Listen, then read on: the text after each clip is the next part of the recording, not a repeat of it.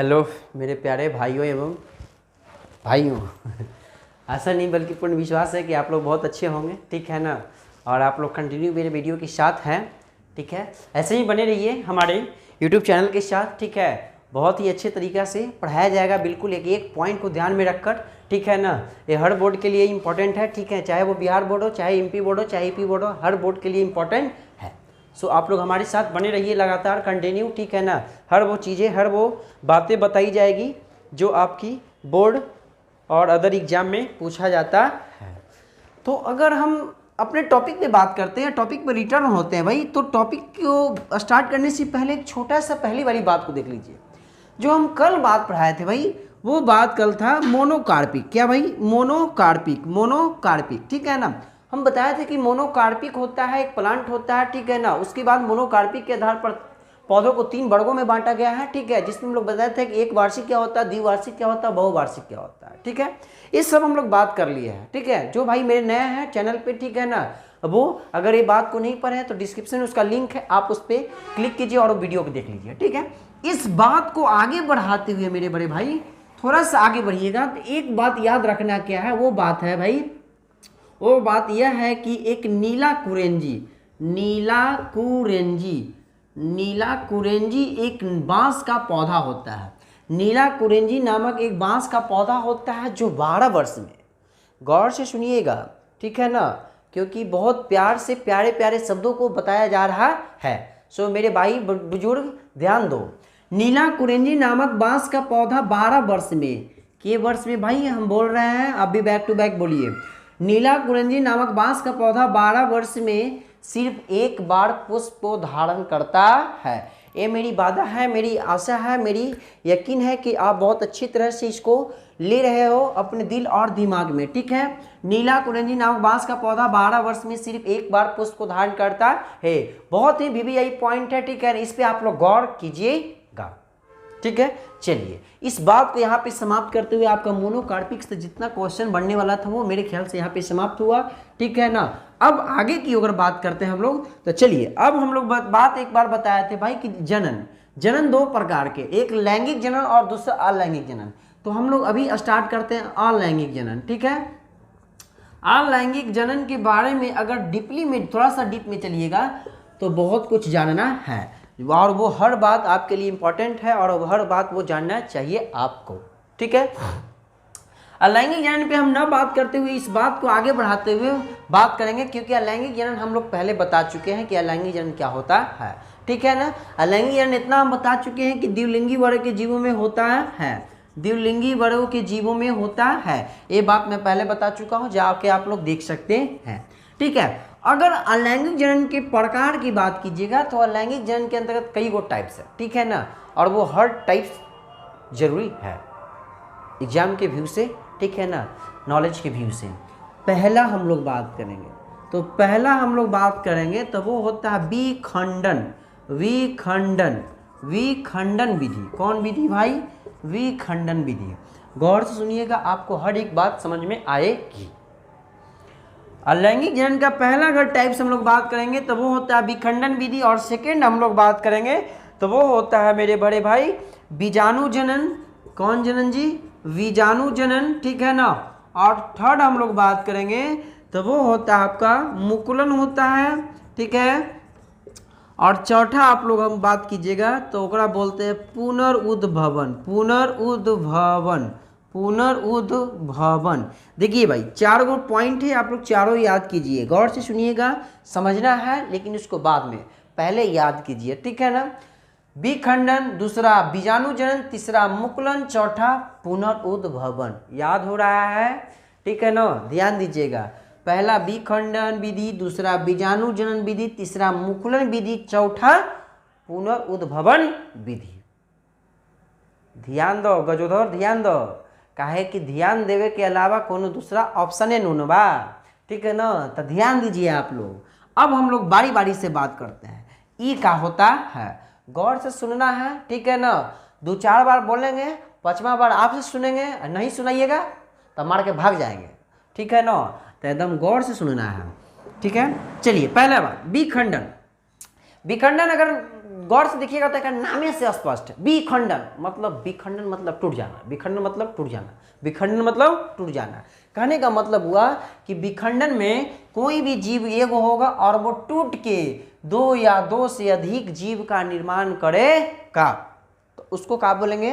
विखंडन। क्या बोलेंगे? विखंडन। ठीक है ना। अब ध्यान दो, ये बहुत कम ऐसा टाइम आया है कि आपसे चारों का परिभाषा पूछा हो। ठीक है ना। हम क्या बता रहे हैं भाई कि बहुत कम ऐसा टाइम आया है जिसमें आपसे चारों के बारे में परिभाषा पूछा गया हो। अब बोलो कि पूछता क्या है मास्टर, तो ध्यान दीजिए क्या पूछता है। पूछेगा आपसे बहुत ज़्यादा केस में इसका एग्जाम्पल। ठीक है, एग्जाम्पल दे देगा, क्वेश्चन देगा कि बताओ निम्न में से कौन सी अमीबा में अलैंगिक जनन की विधि होता है, वो आपको मारना है। ठीक है, 4-5 को नाम बता दे जाएगा, 4-5 को ज़्यादा पूछेगा नहीं, ये मेरी दावा है, मेरी वादा है। ठीक है ना आपसे। ठीक है, तो उसको याद करना। इसमें याद रखना अमीबा। क्या जी? अमीबा। क्या जी? अमीबा। क्वेश्चन जब भी आए कि अमीबा में कैसा जन्म होता है, तो वो याद रखना। अलैंगिक जन्म तो होता ही है, अलैंगिक जन्म की कौन सी विधि? तो विखंडन विधि। कौन सी विधि? तो विखंडन विधि। अब ध्यान देना, थोड़ा सा बात पे गौर करना है। कहीं कोई किताब में देखिएगा तो एक दो भाग में बांट देवल जाएगा। कौन कौन भाग रहेगा वो देखो। पहला जो होगा भाई ओकरा कहीं लिखले रहेगा द्विखंडन, ध्यान दो। आ दूसर का लिखले रहेगा बहुखंडन। ओ भैया हो, ध्यान दो हो मर्दे, ध्यान दो। पहले का बात द्विखंडन, दूसर का बात बहुखंडन। ठीक है ना। अब ध्यान दो, दोनों का मतलब क्या होता है। खंडन मतलब टूटना, खंडन मतलब बटना। यानी कि एगो जीव होगा और टूट के दो गो जीव के निर्माण किया तो द्विखंडन। समझ में आ रहा है? आ दो गो से ज्यादा कहीं बन गया तो वो हो जाएगा बहुखंडन। क्या हो जाएगा? बहुखंडन। मेरे प्यारे भाई बुजुर्ग, ठीक है ना, मेरे प्यारे भाइयों एवं भाइयों, मेरे प्यारे भाइयों एवं उनके बहनों, ठीक है ना, ध्यान दीजिए। हम क्या बोल रहे हैं कि अगर कोई एगो जीव है टूट के दो जीव बनाया, केगो दो गो, तो हो गया द्विखंडन। अब दो गो से अधिक बना दिया तो बहुखंडन। समझ में आ रहा है? ठीक है। जैसे अमीबा याद रखिएगा, बीजाणु जनन। बीजाणु जनन में क्या होता है, थोड़ा सा एक पहले अमीबा के बारे में जान लीजिए। ये एगो क्वेश्चन क्या पूछता है, एगो क्वेश्चन पूछेगा ना आपसे कि अमीबा में जनन की क्रिया कैसे होता है। अमीबा में जनन की क्रिया कैसे होता है? ए भाई ध्यान दो, अगर ऑब्जेक्टिव पूछा तोरा से तो ऑब्जेक्टिव पूछेगा कि अमीबा में जनन कैसे होता है, तो ऑप्शन में जरूर रहेगा अलैंगिक जनन, अलैंगिक जनन मारना है। वो न रहेगा तो ये जरूर रहेगा कि विखंडन वाला ऑप्शन में एगो रहेगा, वो मारना है।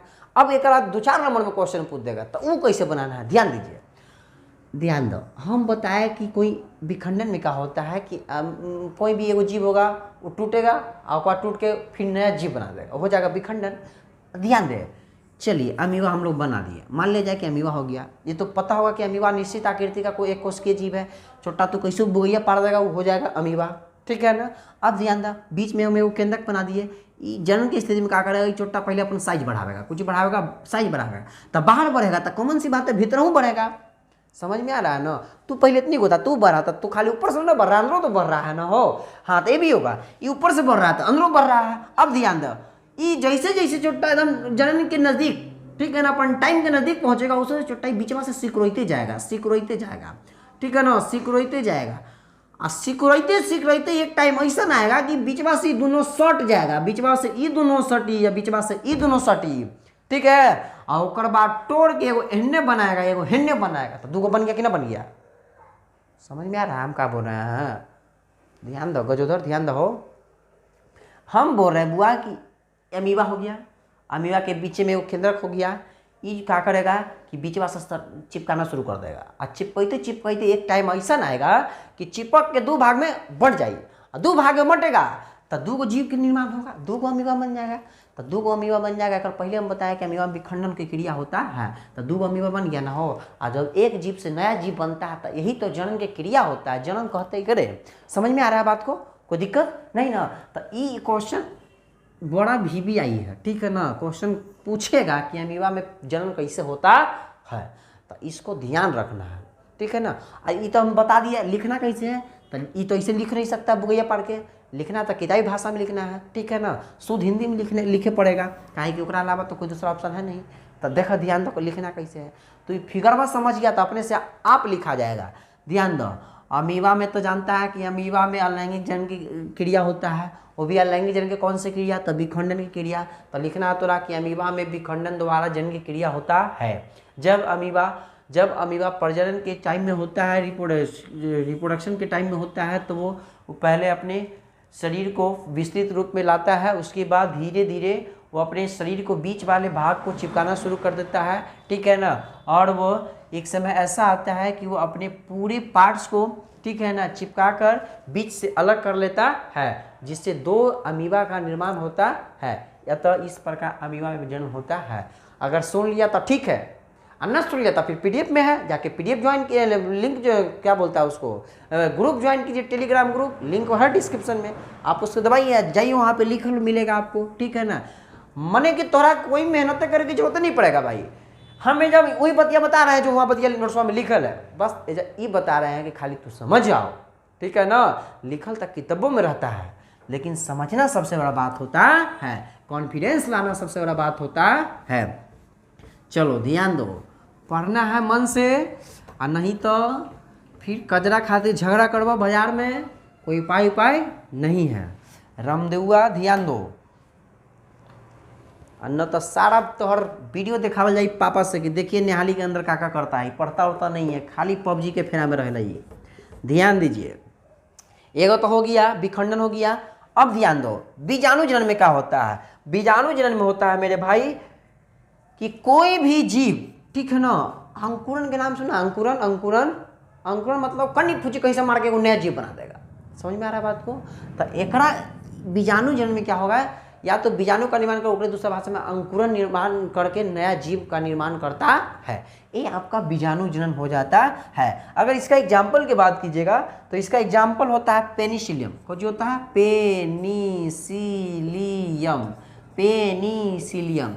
इसका एग्जाम्पल की अगर बात कीजिएगा तो वो होता है पेनिसिलियम। हम पहले बता चुके हैं कि थोड़ा सा ये बड़ी कम चांस है कि ये सब के परिभाषा पूछेगा, ये ज़्यादा चांस है कि थोड़ा सा एग्जाम्पल दे के 1 नंबरिया क्वेश्चन छापेगा, ठीक है ना। वो ऑब्जेक्टिव पे क्वेश्चन ही देगा ज़्यादातर, ठीक है। तो एक 2-4 को नाम याद कर लेना, पहला अमीबा, तब विखंडन, पेनिसिलियम, तब बीजाणु जनन, और तीसरा का ईस्ट, ठीक है ना। एगो होता है हाइड्रा, ईस्ट और हाइड्रा, ये दोनों में क्या होता है भाई, ये दोनों में होता है मुकुलन। कौची होता है वो, मुकुलन। थोड़ा सा ये क्वेश्चन पूछेगा कि ईस्ट में, ठीक है ना, लैंगिक जनन के कौन सी विधि होता था, बता कौन सा विधि होता है, तो वो होता है मुकुलन विधि। कौन विधि, तो मुकुलन विधि। कौन विधि भाई, मुकुलन विधि, याद हो गया। चल अब आ गया वो, एगो स्पाइरोगाइरा,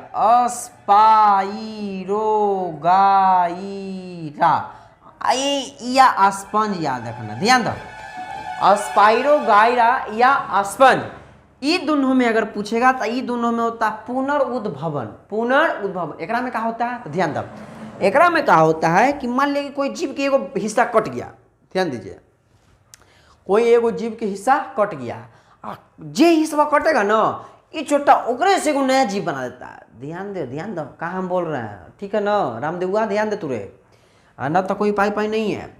स्पाइरोगाइरा पुनर्उद्भवन में क्या होता है कि मान लिया कि कोई एगो जीव है, ओकर एगो कोई हिस्सा कट गया बॉडी का, तो जो हिस्सा कटा ओकरा से एगो नया जीव बना देगा, ठीक है ना। तो नया जीव बना देता है, उसी को हम लोग बोलते हैं पुनर्उद्भवन। और एग्जाम्पल होता है स्पाइरोगाइरा तथा स्पंज। तो ध्यान दो, एगो अमीबा, एगो पेनिसिलियम, एगो ईस्ट या हाइड्रा, स्पाइरोगाइरा या स्पंज, 4-5 याद कर लो। यही क्वेश्चन पूछेगा ऑब्जेक्टिव में, ठीक है ना, अन्ना पूछेगा ताकि बोलना, ठीक है। चलो अब ये वाला बात खत्म करो जा पर, अब 2-4 गो और ऑब्जेक्टिव एक से का पूछेगा, सब VVI क्वेश्चन पॉइंट है मेरे भाई, एकदम ध्यान से पढ़ो। न तो चौराहा पर तेल बेचब न पढ़ब तो कोई उपाय नहीं है, ठीक है ना। तेल तो अब दूर के बात है, तेल बड़ी महंगा हो गया, पुदीना बेचिएगा, पुदीना चौराहा पे है, कोई उपाय नहीं है, इसलिए पढ़ना है मन से, ठीक है। एक बात और पढ़िए, वो है कायिक प्रवर्धन। कौन प्रवर्धन जी, कायिक प्रवर्धन। ध्यान दो, सबसे अच्छा पॉइंट है ये कायिक प्रवर्धन। कौन प्रवर्धन जी? कायिक प्रवर्धन। ध्यान दो क्या होता है। पहले का बात दो तीन लाइन का तो जैसे समझना तो ही है, लेकिन याद करना है, ठीक है ना। वो कहाँ याद करना रहता है जो हम बताते हैं कुछ देर में, ठीक है। ध्यान दीजिए, कायिक प्रवर्धन जो है वो अलैंगिक जनन का ही एक प्रकार है।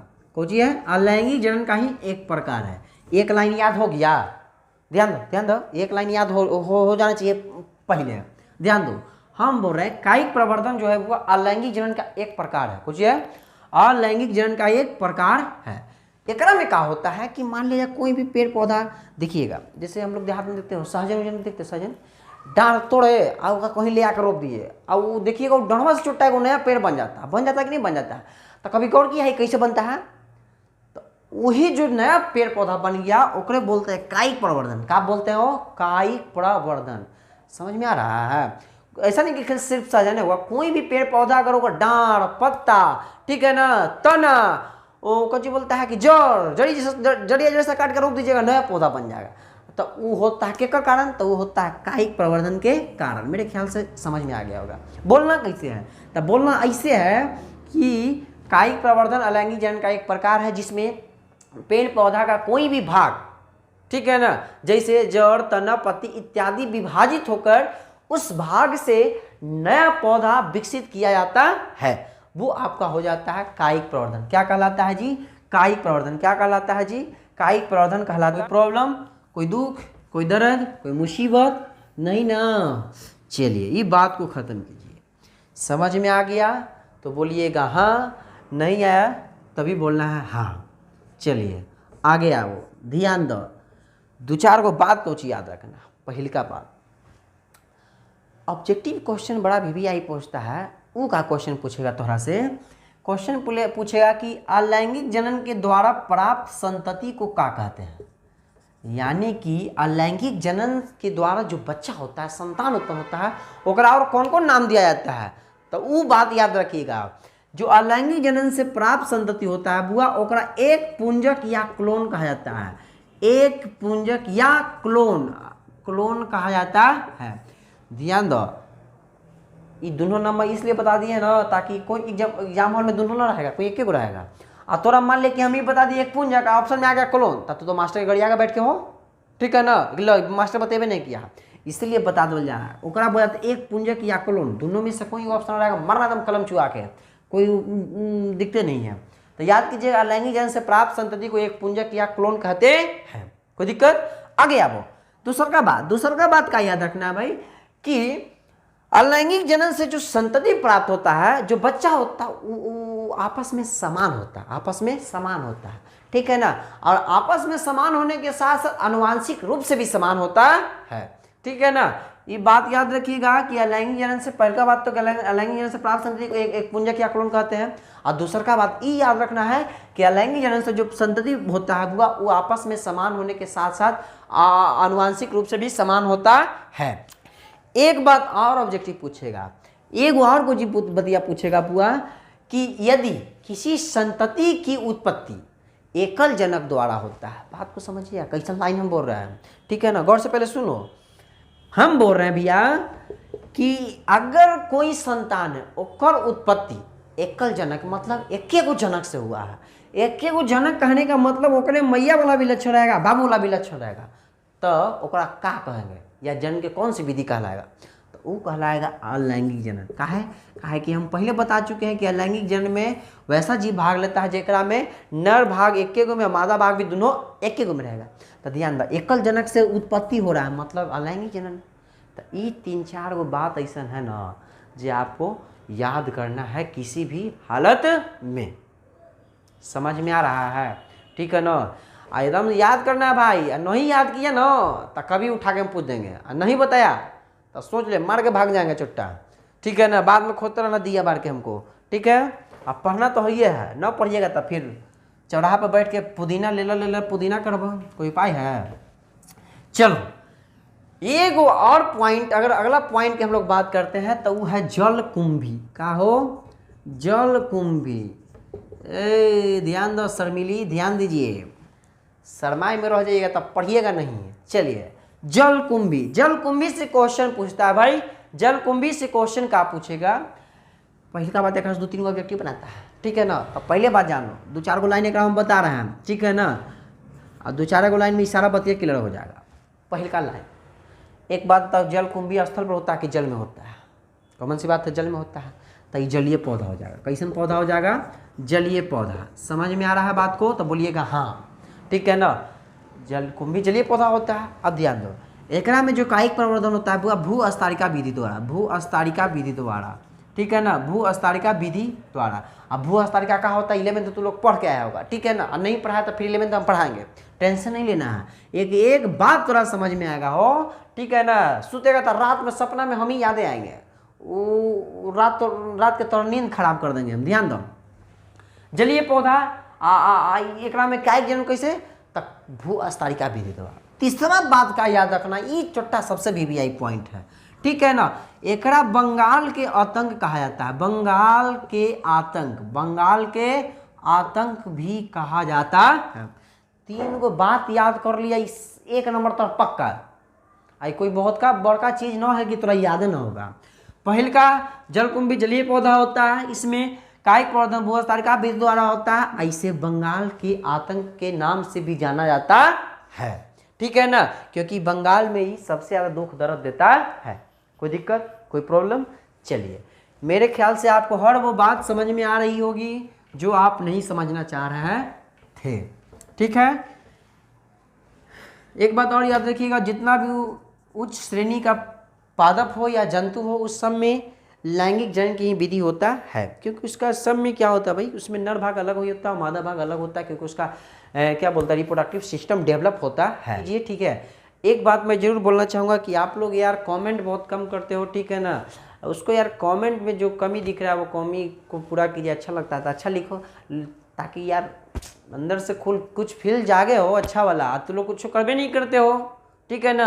अब भाई बुजुर्ग, ठीक है ना, आप लोग भी जो जो जो जो बड़े बड़े हैं वो वीडियो देख रहे हैं, वो लोग भी आप कमेंट पे डालिए, ठीक है ना, क्योंकि आपके कमेंट से बहुत ज़्यादा इफेक्टिविटी मेरे अंदर आता है या कोई भी टीचर के अंदर आता है, ठीक है। तो चलिए, अगर वीडियो अच्छा लगा हो तो आप इसको प्लीज़ लाइक कीजिए, शेयर कीजिए, और क्या बोलता है कि सब्सक्राइब कीजिए। सब्सक्राइब तो करना भूल ही जाता है यार, तो लोग सब्सक्राइब जरूर कीजिएगा, ठीक है ना। ये वो बेल आइकन होता है, वो एकदम दबा देना है, ठीक है। अब पढ़ना है मन से, और नहीं पढ़िएगा तो जान लीजिए कि चौराहा पर पुदीना रख के बेचना है, तो लेला पुदीना कीजिएगा, तो फिर जो आपको मन है वो कीजिए, ठीक। थैंक यू, ओके भाई।